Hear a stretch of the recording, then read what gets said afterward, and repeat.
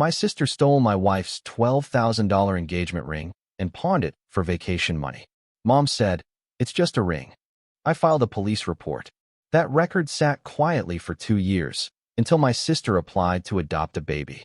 The background check flagged her. She called me screaming. I said, "It's just a record. I'm Ryan, 33 married to Sophia for 4 years. And this story is about a ring, a pawn shop, a police report, and 2 years of silence that ended with a phone call my sister will never recover from." Buckle up. The ring. Let me tell you about the ring, because if you don't understand the ring, you'll think this is about money, and it was never about money. It was about what the money couldn't replace. I spent 4 months working with a jeweler named Avi in the Diamond District. Avi was a 60-something Israeli guy with a loop permanently around his neck and hands steadier than a surgeon's. And he didn't just sell rings, he built them, piece by piece, stone by stone, like he was engineering something that had to last forever, because that's literally what it was for. The design was custom. White gold band, cathedral setting, micropave on the shoulders. Beautiful. But that wasn't the part that mattered. The center stone was a 1.4-carat diamond that came from a necklace that belonged to Sophia's late grandmother, a woman named Rose who raised Sophia after her parents died in a car accident when Sophia was 7. Nana Rose wore that necklace every single day of her life until she died at 81. And when she passed, Sophia inherited it. And when I asked Sophia's aunt for permission to use the stone in an engagement ring, the woman cried for 10 minutes and then said, "Rose would have loved you." Avi removed the stone, examined it under magnification, said it was exceptional quality for its age, and set it into the custom band. $12,000 total. For months of work. 3 generations of love. 1 ring. Irreplaceable in every sense of the word. I also saved for 2 years to afford this. I worked a second job, weekends at a catering company, hauling trays and setting up banquet tables for $18 an hour, every Saturday and most Sundays for 23 months. I proposed on the Charles Bridge in Prague during a trip we'd been planning since our first date. When Sophia said she'd never been to Europe, and I said one day I'd take her, and 4 years later I did. And I got on one knee on a bridge that was 500 years old, and she said yes before I finished the question, and the tourists around us clapped, and a street musician started playing something on an accordion, and it was the most perfect moment of my life. The ring represented every sacrifice I made before our life together started. It represented Nana Rose. It represented Prague. It represented the version of myself that worked 2 jobs and ate rice and beans for dinner because the ring mattered more than comfort. That's what my sister stole. That's what my mother called just a ring. My sister Jenna is 2 years older than me, 35. And I need to be honest here because I don't want you to think she was always terrible, because she wasn't. Growing up, Jenna was fun. She was the older sister who snuck me candy and covered for me when I came home late, and taught me how to talk to girls by practicing conversations in the living room while our mom was at work. But somewhere in her mid-20s, something shifted. I don't know if it was the string of bad relationships or the jobs she couldn't keep or the comparison she was always running in her head between her life and everyone else's. But Jenna became a person who took things. Not just physically. She took attention. She took sympathy. She took credit. And eventually she started taking objects too.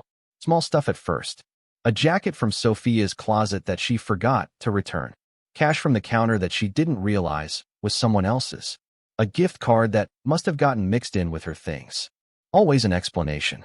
Always plausible deniability. Always just enough ambiguity that calling her out made you look paranoid. My mother, Diane, enabled every single instance with the same 4 words. That's just Jenna. The theft happened on a Sunday, September 15th. We had the family over for dinner. Me, Sophia, Mom, Jenna, and Jenna's husband Grant.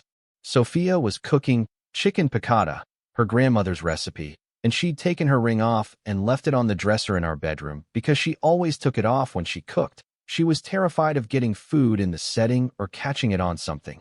And the ring sat on a small ceramic dish on the left side of the dresser. Always the same spot, always.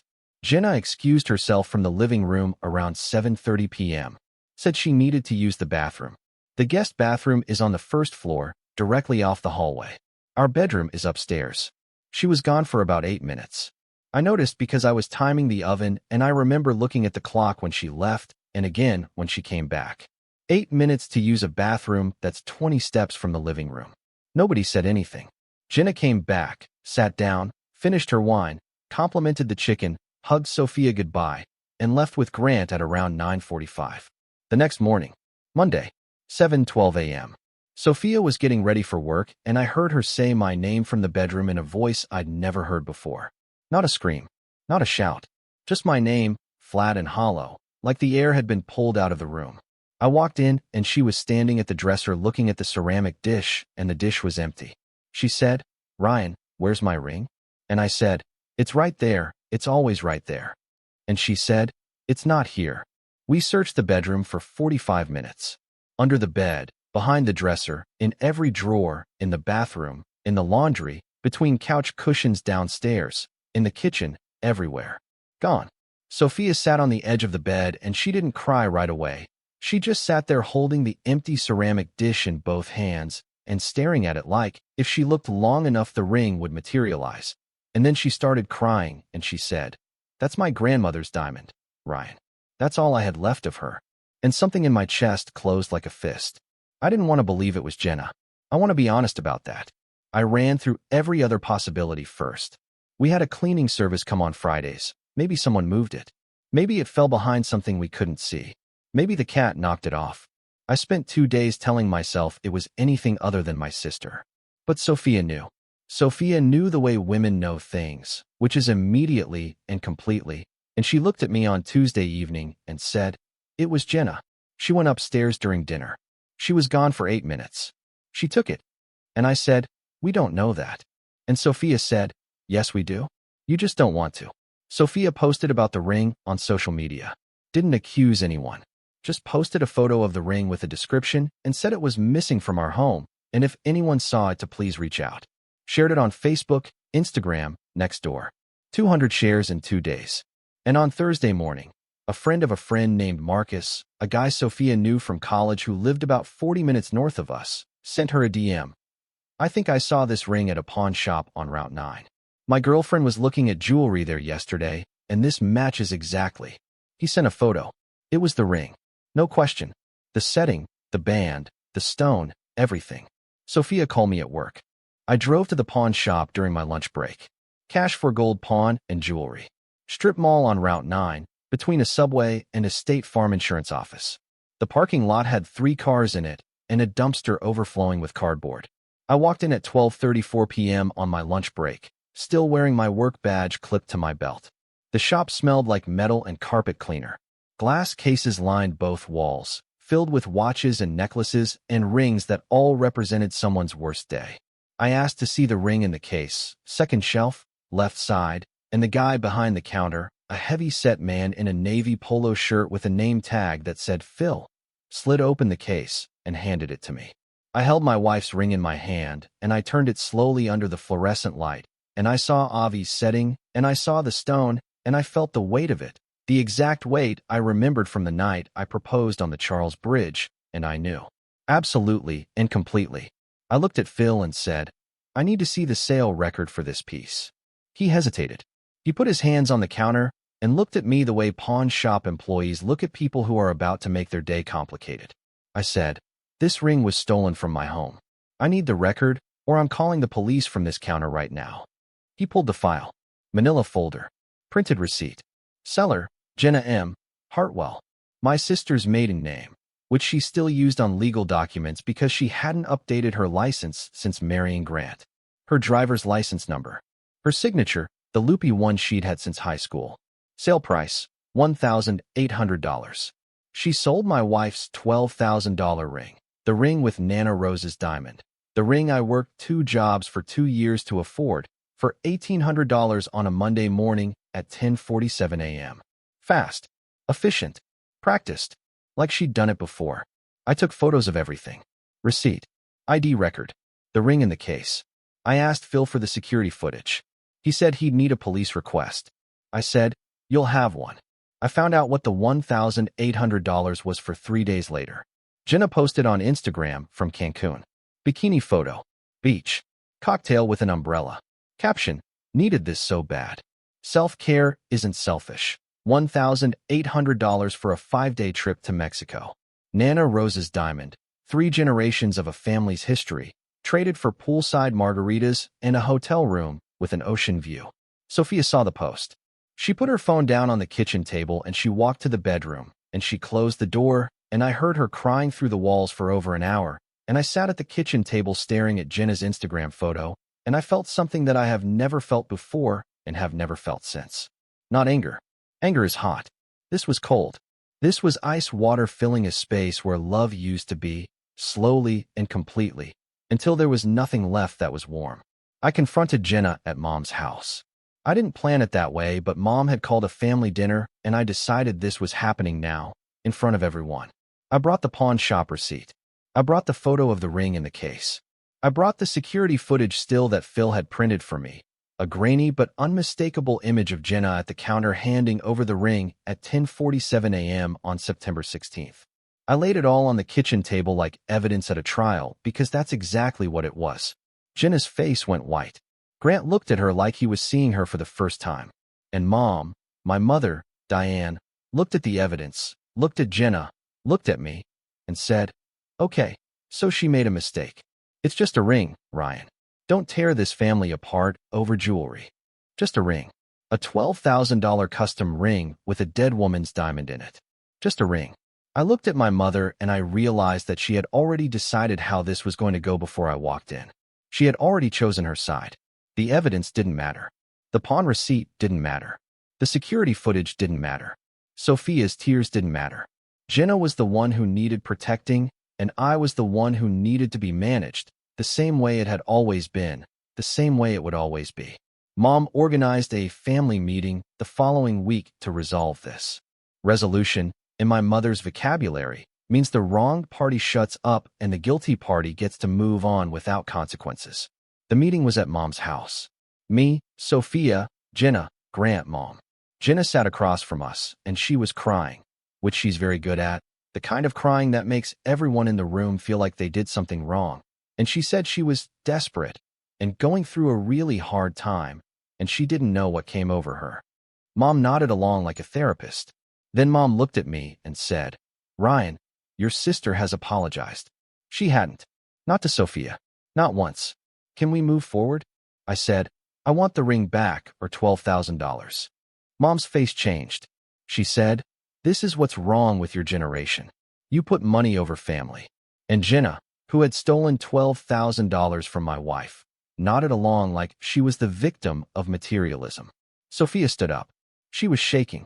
She walked out of the room, and she walked out of the house, and she sat in our car in the driveway, and nobody, not my mother, not my sister, not Grant, nobody followed her. Nobody even acknowledged she left. That was the moment I understood that my wife would never matter to my family. She was furniture. Her pain was an inconvenience to their narrative. I followed Sophia to the car. She was sitting in the passenger seat with her hands in her lap and her eyes were dry, which was worse than crying because it meant she'd passed through the sadness into something harder. She said, "She stole MY ring. From MY dresser. And your mother called it just a ring. I want it on record, Ryan. I want her to have a record." I said, "Are you sure?" She said, "File it tomorrow." I filed the police report the next morning at 8:15 a.m. It was the first time in my life I chose my wife over my family's comfort. It was the easiest hard decision I've ever made. I didn't tell anyone I filed. Jenna found out 5 days later when Detective Morrison called her cell phone and asked her to come to the station for questioning regarding a theft complaint. She showed up at our house 40 minutes after that call, still in the clothes she'd been wearing, mascara running, screaming on our front porch that I was insane and petty and destroying the family over a piece of jewelry. I stood in the doorway and I said, "It's not a piece of jewelry, Jenna. It's evidence." She didn't have an answer for that. Mom called me that night. She used one word, vindictive. Then she hung up. The charge was documented. Misdemeanor theft. Jenna's attorney negotiated a diversion program. No conviction. Community service. The arrest record, however, remained. Jenna did her community service at a food bank, 3 weekends, posted about it on social media like it was volunteer work she'd chosen to do. No mention of why she was there, and my mother commented, "So proud of you for giving back," with 3 heart emojis. The pawn shop had already sold the center stones separately before I got there. Phil told me the diamond went to a dealer he couldn't identify. They had the setting. We got the setting back. But Nana Rose's diamond, the 1.4-carat stone that had been in Sophia's family for 3 generations, was gone. Sold to a stranger. Untraceable. Sophia put the empty setting in a small box, and she kept it on her nightstand, and sometimes I'd see her open the box and look at it. The ring with the hole where her grandmother used to be, and she'd close it and put it back and not say anything. That hole in the setting was louder than anything anyone in my family ever said. The family fractured after the report. Not a dramatic split, more like a slow leak. Mom stopped calling, stopped inviting us to Sunday dinners, stopped texting on birthdays, didn't acknowledge our anniversary. Sophia's birthday came and went without a word from anyone on my side, which was fine because they'd never gotten her a gift anyway, not once in 4 years of marriage, not even when she hosted every Thanksgiving and cooked for 12 people and cleaned up alone while Jenna sat on the couch scrolling her phone. Jenna blocked us on everything. Social media, phone, email. Gone. Like we'd never existed. Extended family chose sides, mostly Jenna's, because Jenna's version was simpler and louder and required no evidence. My brother filed a police report over a misunderstanding. My version required context and nuance and pawn shop receipts and security footage, and people don't want context, they want a headline. And brother files charges against sister is a much better headline for Jenna than sister steals irreplaceable family heirloom and pawns it for beach vacation. Uncle Ray told me at a gas station, randomly, bumped into him getting coffee, that I'd gone too far. I said, "Did Jenna go too far when she stole the ring?" He said, "That's different." I said, "Why?" He didn't answer. He just took his coffee and left. It's always different when the person you like is the one who did the damage. Sophia and I built a life in the quiet. Genuinely. We renovated the kitchen ourselves, spent 3 weekends ripping out cabinets and laying tile and painting walls a color called Morning Fog that Sophia picked from a sample strip at Home Depot. We got a dog named Walter, a beagle mix with one ear that stood up and one that flopped over, and he slept between us every night and didn't care about family drama. We went to therapy, together and separately. Sophia's therapist told her the grief she felt about the diamond wasn't about a stone. It was about being erased by people who were supposed to value her. And Sophia came home from that session and said, "I think I've been mourning my place in your family more than the ring itself." And that sentence hit me harder than anything Jenna or my mother ever said. We didn't talk about the police report. It sat in the system the way facts sit in systems, quietly, permanently, waiting to be relevant. We forgot it was there. Almost. Jenna never apologized. I need you to hear that clearly because it's the hinge that everything turns on. Not once. Not to me. Not to Sophia. Not in a text. Not in a letter. Not through Mom. Not through Grant. Not at all. In 2 years, she never once said, "I am sorry for stealing your ring," to my wife. She did her community service at a food bank, 3 weekends, 12 hours total, posted about it on Instagram with a photo of herself in an apron sorting canned goods, caption, "Giving back feels good." Mom commented, "So proud of you for giving back," with 3 heart emojis. The ability of my family to reframe consequences as choices is genuinely Olympic level. Jenna told the family she'd been set up by her own brother. That was her version. Not, "I stole a ring and got caught." She was set up. She played the victim so effectively that within 6 months, I was the villain of every family conversation I wasn't part of, and the story of the ring had been compressed into Ryan overreacted about some jewelry thing, and nobody remembered that a woman named Sophia lost her grandmother's diamond and cried alone in a car while her mother-in-law said, "Just a ring." Mom sent me a Christmas card 7 months after the report. Inside, in green ink, "I pray you find forgiveness in your heart." Not for Jenna, for me. As if filing a report requires absolution and stealing a ring just needs time and understanding. I put the card in the recycling and went back to making dinner. The pawn shop had already sold the center stone separately before I got there. That's the part people don't understand, the part that makes just a ring into something that can never be fixed. Phil told me the diamond went to a dealer he couldn't identify. Private sale. No paper trail after that. The setting was recoverable. We got the setting back. But Nana Rose's diamond, the 1.4-carat stone that had been in Sophia's family for 3 generations, the stone that Sophia's aunt cried over when she gave permission for it to become an engagement ring, was gone. sold to a stranger for a fraction of its value, then sold again to someone else, then gone into the vast anonymous current of the diamond trade where individual stones disappear like drops of water into an ocean. Sophia put the empty setting in a small velvet box, and she kept it on her nightstand, and sometimes I'd see her open the box and look at it, the ring with the hole where her grandmother used to be, and she'd close it and put it back and not say anything, and I would not say anything, and the silence between us in those moments was the loudest thing in the house. That hole in the setting was louder than anything anyone in my family ever said. 2 years passed. 2 quiet, full, good years. And then it happened. Jenna and Grant had been trying to have a baby for years. This I knew from before the split, from the time when we were still family and she'd talk about it at dinners, the IVF rounds that didn't take, the hormone shots, the appointments, the hope that kept rebuilding itself from the wreckage of each failed cycle. I'm not heartless. I know that was real pain.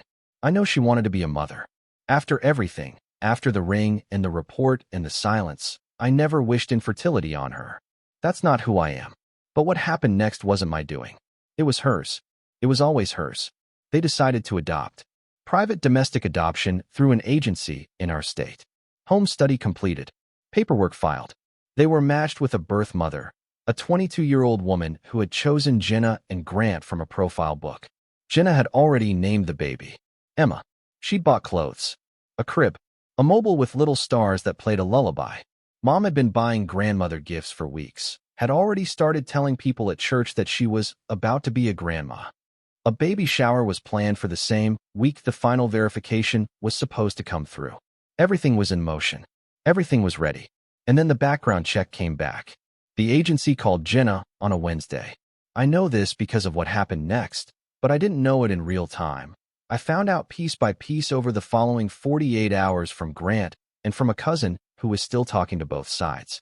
The agency told Jenna that her background check had flagged a theft charge, an arrest record for misdemeanor theft, still visible in the system despite the diversion program because the arrest itself was never expunged, because Jenna's attorney had told her to file for expungement and she never did, because Jenna doesn't follow through on things. She never has. And this time the thing she didn't follow through on was the one thing that mattered most. The agency said the application was denied pending review, which in adoption language means denied permanently, because no birth mother's attorney is going to recommend placement with an applicant who has a theft record on file, and the birth mother's attorney called the agency that afternoon and said his client was withdrawing consent. Jenna didn't just lose an application. She lost Emma, the specific baby she'd been preparing for, the baby whose name was stenciled on the nursery wall in gold letters, the baby whose clothes were already folded in drawers organized by age, 0 to 3 months in the top drawer, 3 to 6 in the second, the baby whose car seat was already installed in Grant's SUV, rear-facing, base clicked in, ready. Gone. In one phone call on a Wednesday afternoon, everything was gone.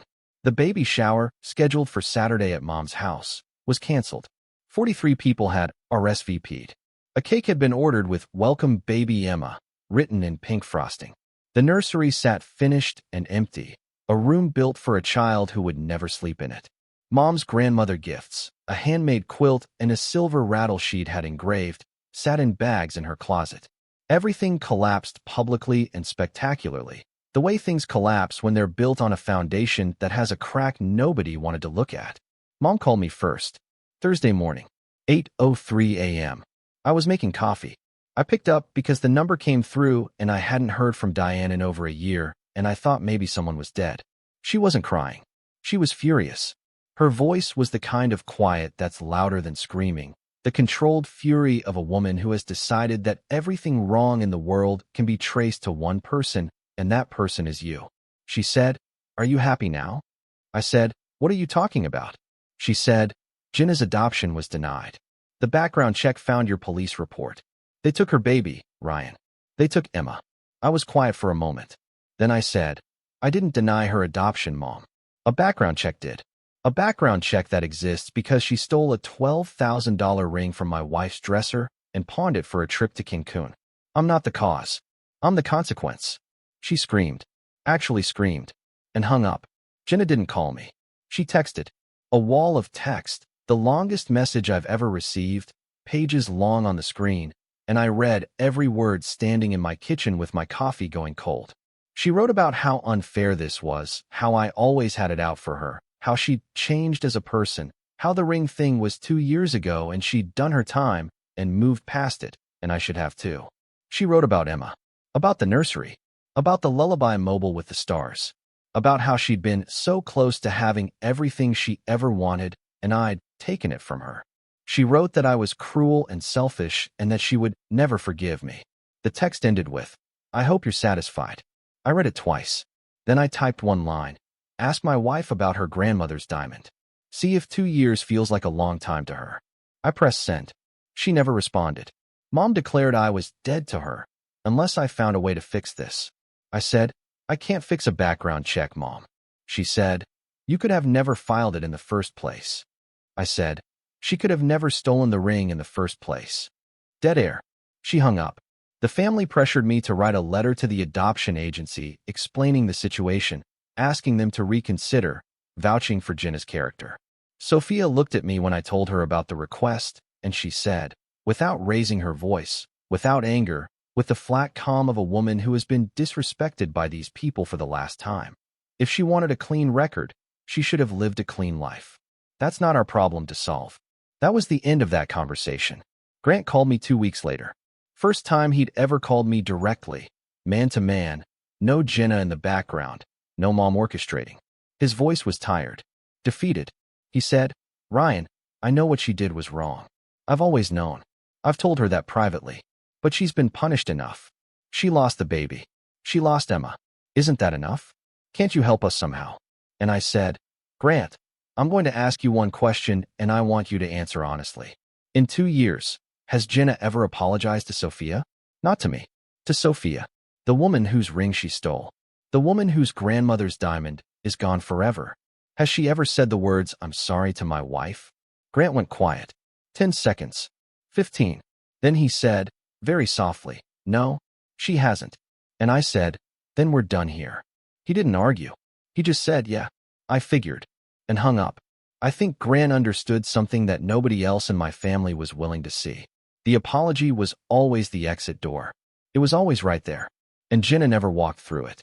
3 months after the adoption denial, Sophia told me she was pregnant. She said it on a Sunday morning while I was making pancakes. Just walked into the kitchen holding a test with 2 lines and said, "Ryan." And I turned around and saw it in her hand, and I dropped the spatula, and I picked her up and I held her, and I didn't think about Jenna. I didn't think about Mom. I didn't think about Emma or the nursery or the background check. I just thought about Sophia and the life inside her and the fact that this woman, who had been robbed and dismissed and ignored and called just a ring by people who were supposed to be family, was going to be a mother, and she was going to be extraordinary at it. We didn't announce it to my family. There was no family to announce it to. But news travels the way it does, through cousins and social media and the gravitational pull of gossip, and eventually they found out. Mom didn't call. Jenna didn't call. The silence from their end was so loud it was almost funny. Sophia didn't gloat. She didn't post ultrasound photos to make a point. She didn't tag anyone. She just lived her life, grew our baby, set up a nursery in the room down the hall, and she did it without a single word aimed at anyone. And I think that's the part that hurt them most. Not that we were having a baby, but that we were happy. That the people they threw away were building something beautiful without them. That's the cruelest kindness, when the person you wronged doesn't need your apology to move on. Sophia took off the empty ring setting on a Tuesday evening about a month before her due date. I came home from work and she was sitting on the bed holding the small box, the one from the nightstand, and the setting was in her palm, and she was looking at it the way you look at something you've been carrying for a long time and finally realize you can put down. I said, "What are you doing?" She said, "I'm putting it away." I said, "Are you sure?" She said, "I don't need it anymore." I know what it meant. You know what it meant. That's enough. Nana Rose knows. That's enough. She put the setting back in the box, and she put the box in the top drawer of the dresser, the same dresser it was stolen from. And she closed the drawer, and she put her hand on her stomach, and she smiled, and that was that. I opened that drawer a few days later looking for something else, and I saw the ring box sitting next to a folded piece of paper. I picked up the paper. It was the receipt from the police report. I'd kept it. I didn't even remember keeping it. But there it was, in the same drawer as the empty ring. The ring and the record. The two things my family said didn't matter. The two things that, together, quietly, and without malice, changed the course of 5 lives. Jenna said it was just a ring. Mom said I was just being vindictive. The adoption agency said it was just a background check. But nothing is ever just anything. A ring is a grandmother's legacy. A report is a consequence. And 2 years of silence isn't forgiveness. It's patience, the kind that doesn't announce itself, the kind that sits in a system like a fact waiting to be relevant. I'm not a villain. I'm not a hero either. I'm a man who filed a police report because his wife's engagement ring was stolen by his sister and nobody in his family thought it mattered. The report didn't ruin Jenna's adoption. Jenna's theft ruined Jenna's adoption. I just made sure there was a record of it. And records, unlike rings, don't disappear when someone decides they need a vacation. If you made it this far, thank you for listening.